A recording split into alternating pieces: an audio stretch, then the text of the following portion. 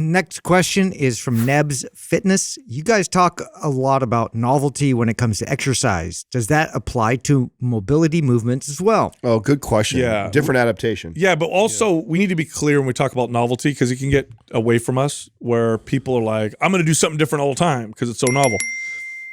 There's a lot of value in practicing the same movement over and over again to get better and better at it to continue to reap benefits from them. Mm-hmm. So novelty does have value, but don't trade it for getting, perfecting a movement. So and to that point, that's why you don't want to switch up the mobility stuff the same way. No. Because you want to get really good at that. Yes. Like, that's the idea. So yeah, there's a different focus here, right? It's less about progressive overload. It's more about like you're really teaching your body this new way of moving and connecting to that. Yeah, you'd be far better off picking 2 or 3 mobility moves that you see really help you or improve and getting better and better and better at that than like, oh, I saw this person doing this one, I want to try that out, and then this one, and then this one, and that one. Like you're trying to increase a range of motion in a joint or gain better connectivity to a muscle.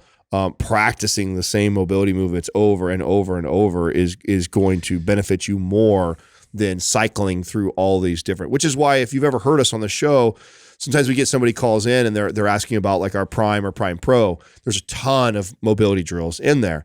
And they're like, I failed everything. I'm bad here, bad here. And our advice isn't go follow all of those. We normally tell people like, hey, you know what? Pick a couple of those movements that you find help you the most and then stick to those and get really good at those versus telling them like to try all these different movements, Yeah, I mean, unless like your goal is to become like this crazy yogi or somebody that can do like very challenging flexibility poses and things where it's like, yeah, novelty will definitely play a factor in that because you're going to need to be able to sort of contort your body in directions, and you have to train yourself to do that in ways that challenge. Yeah, but novelty is not the same as variety. Yeah. So variety is different than novelty. Novel means new.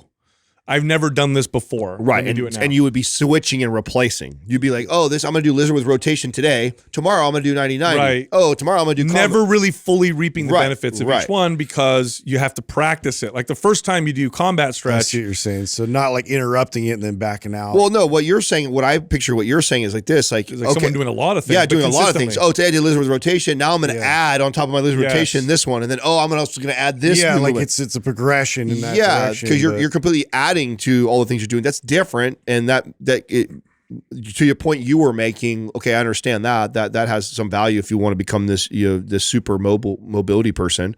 Then okay, go that way. But I think what Sal is pointing out, and I agree with, is like what you don't want to do is like one day you're doing 90-90, and then the next day you all of a sudden switch to a different movement completely.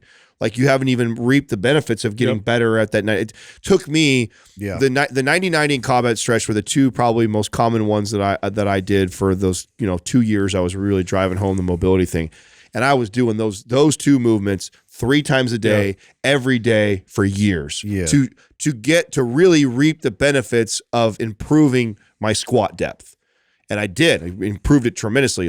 But what would have been a bad strategy would have been like every other day changing all those up and doing different ones. Right. I don't think I would have reaped the same benefits. Right. And also there's different ways to include novelty where you don't run into the problem that we're kind of describing where you stop getting good at a movement. So for example, we'll talk about exercise, for example. So barbell squat. Okay. If you look at a lot of our programs, a barbell squat is in the entire program, but we continue to inject novelty. How do we do that? You change the reps. You can change the tempo, right?